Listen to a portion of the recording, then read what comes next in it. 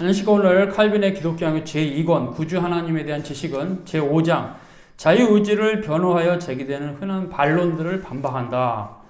다섯 번째 시간이죠. 16절 창세기 4장 7절을 근거로 한 그릇된 반론. 반대자들은 창세기 4장 7절을 가지고 이렇게 말한다. 죄가 너를 원하나 너는 죄를 다스릴지다. 이 말씀인데요. 그들은 이 말씀을 죄에다 적용시켜서 마치 여호와께서 가인에게 만일 그가 죄를 정복하려고 노력하기만 하면 절대로 죄의 권세가 그의 지성을 지배하지 못할 것처럼 약속하시는 것처럼 오해한다. 곡해죠. 하나님의 의도는 가인이 그의 동생을 향해 품은 사악한 시기심을 책망하는 데 있다. 이렇게 말합니다. 하나님께서는 두 가지로 그를 책망하신다. 첫째, 하나님 앞에서는 의로움보다 더 고귀한 것이 없는데도 가인은 하나님 앞에서 동생보다 더 귀하게 보이기 위해서 헛되이 범죄를 저질렀다. 시기심이죠. 나보다 잘난 사람이 있으면 안 돼. 하면 그 나보다 잘나다고 생각되는 그 열등감인데 나보다 잘나다고 생각하면 그 사람 죽여야 돼요. 바로 그 열등감이 있었어요. 실제로 가인은 하나님께로부터 받은 바 축복에 대해서 감사할 줄 몰랐고 자기 동생이 자기 권살에 있음에 불구하고 그 동생의 존재를 용납하지 못했어요. 그러니까 그런 형태 결국 어쨌든 하나님께서 가인을 축복하셨죠. 땅의 소산을 주시고 어쨌든 간에 그 뭔가 바칠 거 있도록 다 축복하셨어요. 근데 그것에 대해서 본인이 잘못된 예배를 드린 것을 돌이키기보다는 올바른 예배를 드려서 연락받는 동생을 시기했어요. 그래서 죽였어요. 네. 굉장히 나쁜 거죠. 자기 권살이 있었다. 즉 이제 서열상 형과 동생 관계니까 그런 면에서 동생이 자기 권살이 있었다 이렇게 이제 칼빈이 표현한 건데, 근데 이제 그런데도 불구하고 자기 동생이잖아요. 그러니까 자기 권살이 있잖아요. 그럼에도 불구하고 존재 자체도 용납하지 못한다는 것은 굉장한 악이죠.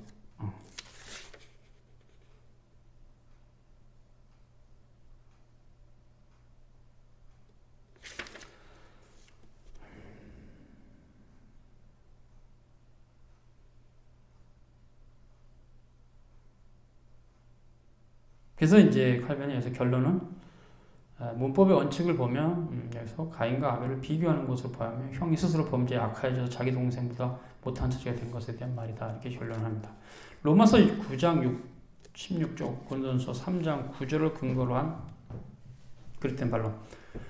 그런지 원하는 자로 말미암다 아니요 다른 바 악질한 자로 말미암다 아니요 오직 긍휼히 여기시는 하나님으로 말미암다. 로마서 9장 16절입니다.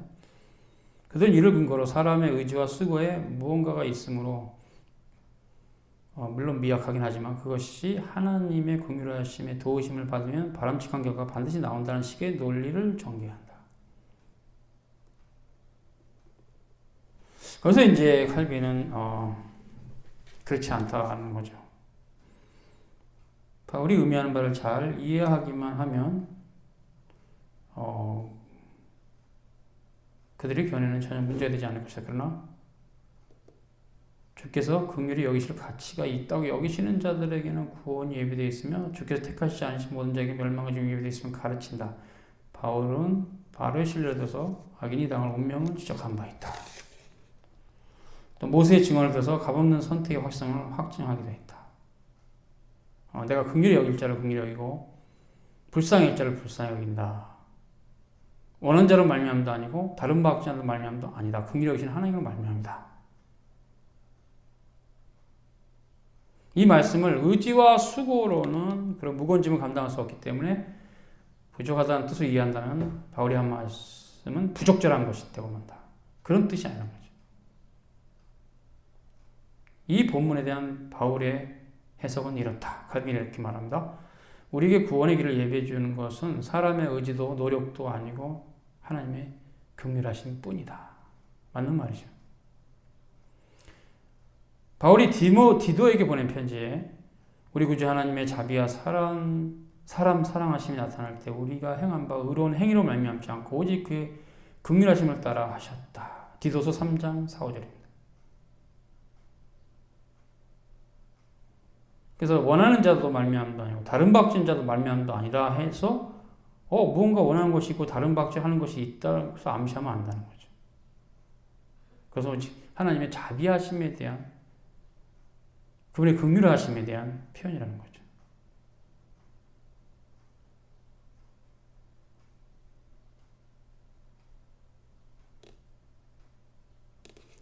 어거스틴의 결론. 그러므로 이 말씀은 주께서 예배해 주시지 않으시면 사람에게 선한 의지가 없다는 말이다. 우리가 원하지도 다른 바 하지도 말아야 한다는 뜻이 아니다. 하나님께서 우리 속에서 친히 행하시는 것이다. 참 어거스틴의 이런 결론이 중요합니다.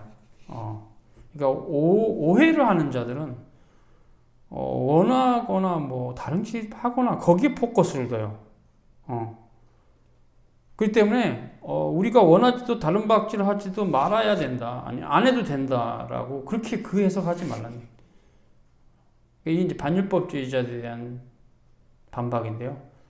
원한 자로 말미암도 아니고 다른 박질하는 자도 말미암도 아니고 긍휼히 여기신 하나님께로 말미암으니까 원해도 다른 박질해도 필요 없다, 할 필요 없다라는 식으로는 이해하지만 그런 의도의 이 본문이 아니고 이 본문의 포커스는 맨 뒤에 있다. 하나님으로 말미암다. 이거가 포커스다. 그렇게 해도 된다는 게 아니라는 얘기지. 그렇기 때문에 그걸 할 필요가 없다는 식으로 이 본문 해석하면 안 된다라고 칼빈은 어거스틴을 가지고 얘기를 합니다.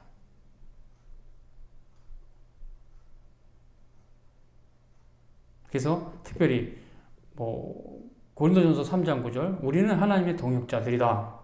라는 바울의 말을 왜 곡해해가지고 물론 이건 사역자들에게 해당하는 말인데 동역자들이라고 불리는 것을 그들 스스로 무언가 기여할 것이 있다는 식으로 해석하지 말라는 거예요. 그런 식의 해석은 안 된다는 거죠. 하나님께서 다 주시고 그리고 이제 행하는 거예요. 그런 뜻이에요. 칼빈은 그렇게 말하고 있어요. 하나님께서 그들을 변화시키사 능력을 부여하시고 필요한 은사를 베푸신 후에 그들의 이런 형태 사역자로 그들을 이런 형태 사역자로 삼으신다는 은총의 열매에 대한 거죠. 하나님의 동역자들이라 했을 때 그 의미는 하나님의 은총을 받은 자들의 상태가 이런 역사가 나타난다는 행위로 이렇게 이해를 하라는 얘기죠. 그 은총의 열매에 대한 얘기죠. 집회서 15장 14, 17절을 근거로 한 그릇된 말로 집회서 15, 14, 17 사람이 창조된 직후에 하나님은 그들 자신의 지혜, 능력 속에 두셨고 그에게 계명을 주셨다. 사람이 그 계명을 지키면 그 사람이 지킬 것이다. 하나님께서는 생명과 사망, 성과와 사람 앞에 주셨다. 그리고 어느 것이든 그가 택한 그에게 주실 것이다.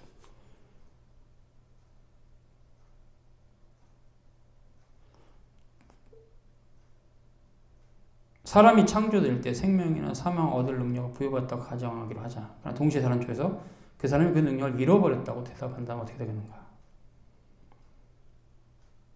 사람이 부패해서 자기 자신을 물론 자기가 소유하던 모든 것을 다 잃어버리게 되었으므로 그 부패하고 타락한 상태에 있는 사람은 본래 창조 때 지니고 있는 것을 무조건 다 지니고 있는 것이 아니다. 그렇게 말합니다.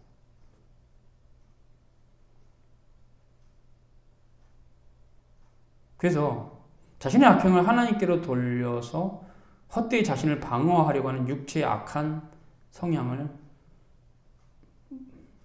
버려야 된다. 그래서 전도서 7장 29절 하나님은 사람을 정직하게 지으셨으나 사람이 많은 꾀를 낸다.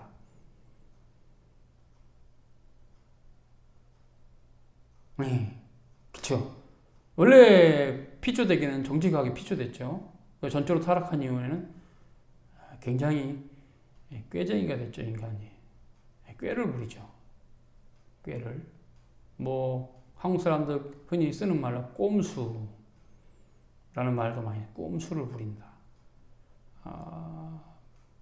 술책을 부린다. 이런 말과 연결되죠. 즉 정직하지 않게 아주 굉장히 죄악을 가져다가 자신의 이익을 남겨먹는 이런 일이 세상에는 비일비재하죠.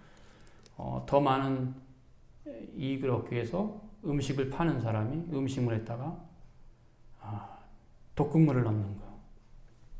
뭐 대놓고 독극물이라고 말하기 힘들어도 자주 먹고 계속 먹으면 죽을 수도 있는 어떤 걸 넣어요. 왜냐면 싸니까.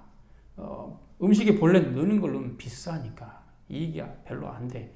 더 많은 이익을 위해서 음식을 사 먹는 사람을 고마워하지 못하고 그 사람들을 이용해서 돈만 벌려고 하는 파렴치한 음식점 주인들, 세상의 모든 음식점 주인들이 다 그렇다는 말이 아니죠. 그런 사람들이 이 악덕의 그 기업가도 있다는 얘기죠. 그런 사람들이 바로 이런 거죠.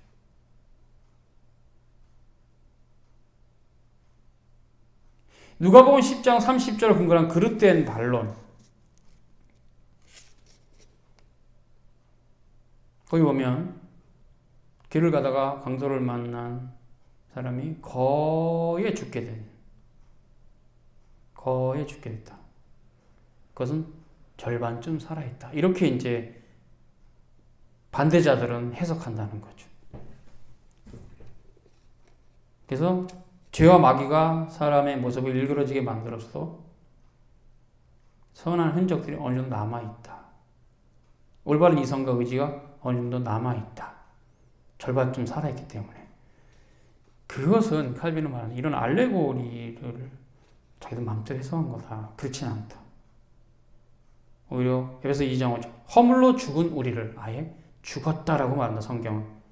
절반쯤 살아있다고 성경은 말하지 않는다. 즉 누가복음 10장 30절을 곡해한 거다.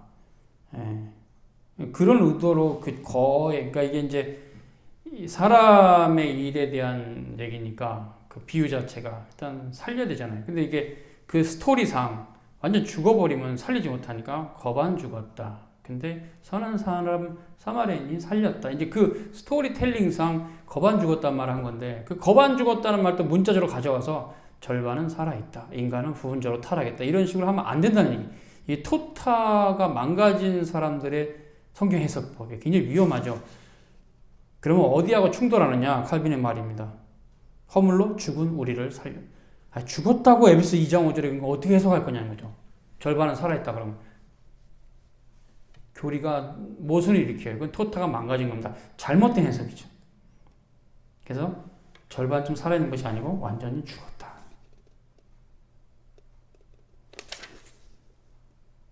요한복음 5장 25절 죽은 자들이 하나님의 아들의 음성을 들을 때가 온다. 거기도 죽은 자들.